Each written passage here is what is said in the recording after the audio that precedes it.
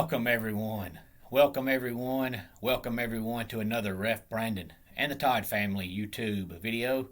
Wherever you are, whatever you may be doing, thank you so much for making Ref Brandon and the Todd Family a part of your day. We always greatly appreciate it. Today's video is going to be mainly on college football, but before I get into it, I've got a few shout outs that I have to send out today because I told all of them that I would. The first one goes to my man Quentin, who is a big Clemson fan and a big sports fan in general. He said he likes all sports, so I told him subscribe to the channel and I'm sure you will enjoy it. He lives in Clemson and he works in Clemson. So Quentin, thank you for subscribing. Glad to have you aboard. I hope you enjoy today's video. He subscribed actually on Tuesday, but I told him I would wait until Thursday when I discuss college football again to send him his shout out.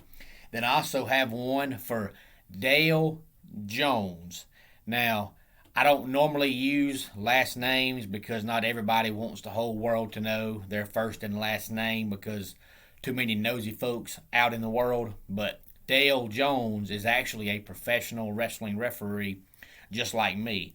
He lives in Illinois and he refs for some wrestling shows up there, and he made me feel good because he asked me how many years I've been refereeing, and I said 14, and he said that's a long time. Then he asked me for advice, and that made me feel good because I'm not a professional, but I do try my best, so that made me feel good. So Dale, who subscribed to the channel yesterday, thank you so much for subscribing, and I hope you enjoy the channel as well, and I'll be watching some more of your matches when I get a chance. And then we have my man Troy Nash, who has subscribed to the channel up in North Carolina. He is a Wolfpack fan, and that just goes to show that I will send anybody a shout out because NC State beat my Clemson Tigers this past weekend. But he lives up in North Carolina. He is a huge Wolfpack fan and a huge sports fan in general. And last but not least, we've got my man Mervin, who is another Clemson fan. I've been trying to get him on the channel. He finally subscribed last night. So all of you guys, thanks so much for subscribing. I hope you enjoy today's video and enjoy the channel, and tell your friends and tell your loved ones to get on here as well. Continue to help us to grow, and don't forget, always give thumbs up. Don't just watch the video, give a thumbs up. It helps us out tremendously, helps the channel out tremendously, and it's free, so it doesn't hurt anything. When you watch the video, just click the thumbs up button. The more thumbs up we get, the better chance we have of popping up on somebody's YouTube homepage. And if they have not heard of the channel, that might be a way for them to see the channel and subscribe to the channel. So please always give a thumbs up on every single video that you watch. And of course, NFL week number 4 kicks off tonight. The Thursday night football game is going to be the Cincinnati Bengals and the Jacksonville Jaguars. Of course, the Jaguars are just flat out terrible. They've still got a long way to go. The Bengals are off to a 2-1 start, and they looked pretty impressive this past Sunday when they beat the Steelers and only gave up 10 points. So the Bengals right now are off to a much better start than anybody anticipated. And of course, college football week number 5 kicks off tonight with two teams that, in my opinion, have underachieved so far. That's the Virginia Cavaliers and the Miami Hurricanes. Miami right now is a 5 or 5.5 point favorite, depending on what Vegas book and line you look at. But if you recall, back before the season started, I said Miami had a chance to have a good season if De'Aaron King was healthy. It's clear De'Aaron King is not healthy. He'll probably play tonight, but he probably won't do much running, which makes him more effective. And Virginia, as good of a quarterback as Brennan Armstrong is, they're asking that man to throw the ball 60 times a game because their running back, Wayne Tagliapapa, got hurt a few weeks back, and since he's been out, they ain't even attempted to run the ball. So both these teams coming here at 2-2. Of course, it's a Coastal Division battle, so it's a key game for both teams.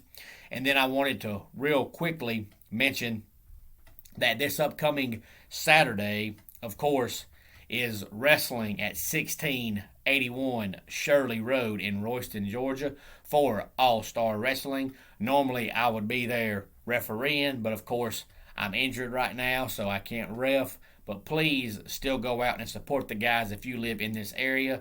Again, that's 1681 Shirley Road in Royston, Georgia. And please follow along on Facebook at All Star Wrestling at the Gray Bell Auction and subscribe to their YouTube page, which is All Star Wrestling 1681. The man I mentioned a few minutes ago, Dale, up in Illinois, has already subscribed to All Star Wrestling 1681. So that goes to show you can subscribe no matter who you are and no matter where you live. It takes 5 seconds and it's free. Just type it up and hit subscribe. And then last but not least, I wanted to run down a few of the point spreads for the games this upcoming Saturday. I'm not really going to talk about them today. We'll talk more about them in Saturday's video.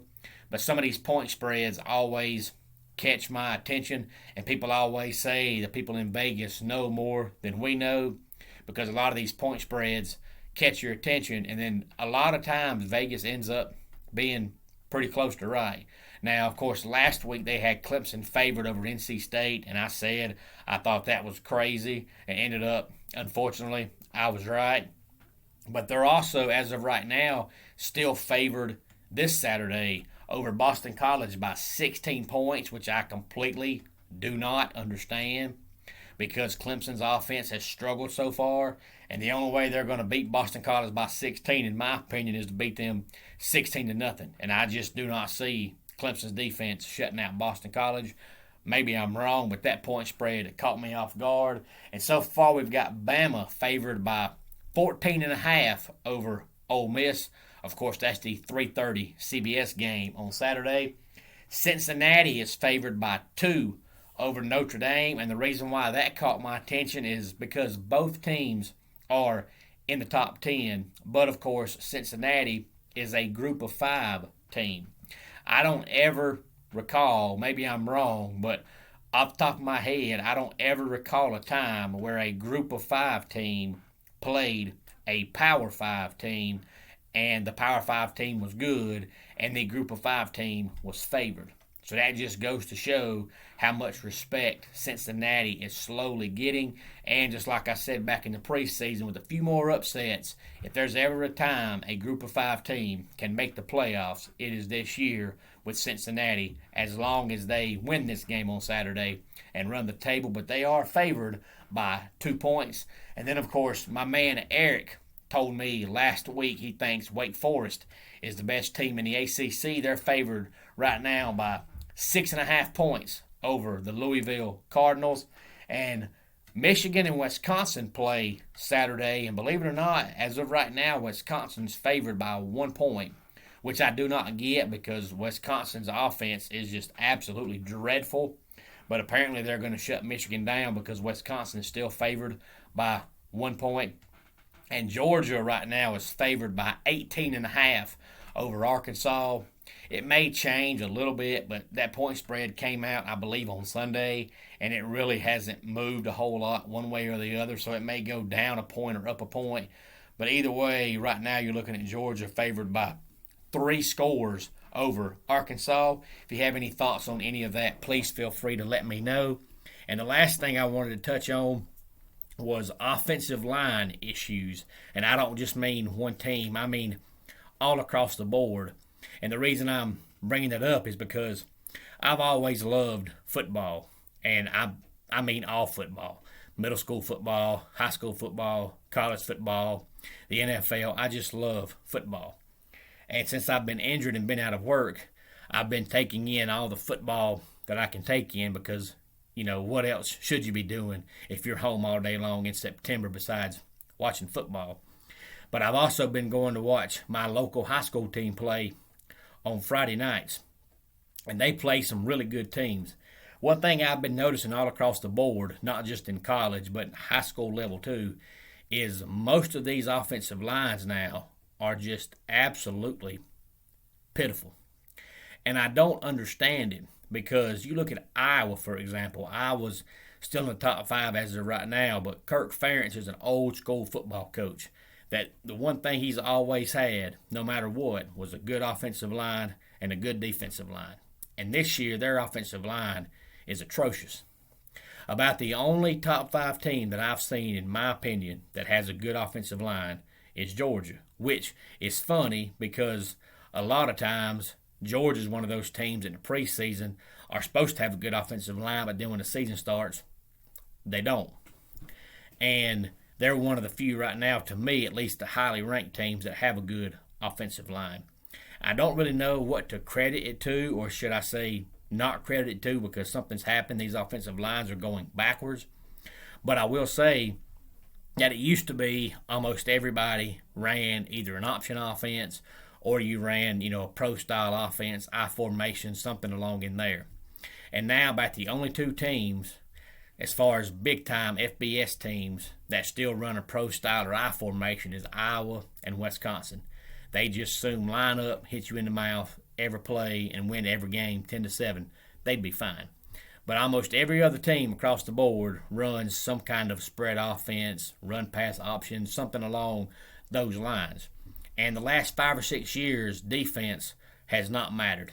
Everybody, all they've tried to do is outscore the other team.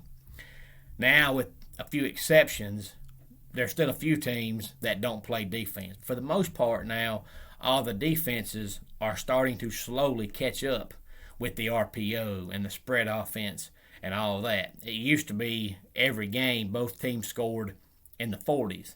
Well, now there's a lot of games where both teams don't get out of the 20s. So defense is slowly coming back into the game, which is good for all the people that love a good defensive game. But I think the RPO is what has hurt the offensive line. I really do. I don't know that. I'm not a coach, so I can't prove that.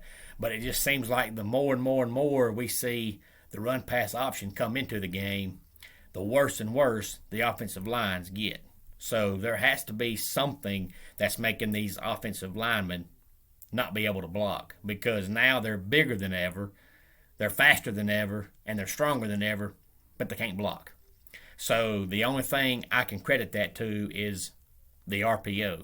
I think they're focusing so much on the RPO that they're no longer teaching these linemen the correct way to block. And I say that because, in my opinion, with the offensive lines getting worse and worse and worse, it does not matter how good skill players you have. If your line can't block, they're useless. And with the defense is slowly catching up to the RPO, I think within 10 years, we're going to see that stuff start to fade. Not go away completely, but I think you'll start to see it slowly start fading away, and you're going to see more and more teams go back to the old days of running, a pro-style offense or an I-formation offense or something along those lines, because skill players are useless if your line can't block. And if having the RPO is what's hurting the lineman, then it's better to just line up in pro-style offense and block than it is to run a spread offense if your lineman can't block. So if anybody else has been watching these games and noticing this, please feel free to let me know. But out of all the big-time teams I've watched this year, Georgia's the only team that I honestly can say I've seen their offensive line be consistent. Of course, they get blowed up on occasion. Everybody does. But for the most part, they're the only team that I can say consistently has a good offensive line. Oregon's line will look good one series, and the next series, they're terrible. And like I said, Iowa's offensive line is bad. Ohio State's offensive line is average at best. Notre Dame's offensive line looked like garbage against Wisconsin this past Saturday. Luckily for them, Wisconsin has no offense, so it didn't matter. But Notre Dame's offensive line was atrocious. And Cincinnati's offensive line was decent at best against Indiana. So for some reason, these teams now look like they're no longer worried about blocking. They want skill players. And the skill players don't mean diddly squat if you ain't got blocking. So if you're a fan of defense, then I think it's good for you, because I think we're slowly going to start to see more and more teams start getting away from the RPO and the spread game and go back to, like I said, either a pro-style offense or an I formation. But there's got to be something that's causing these linemen to just not be able to block.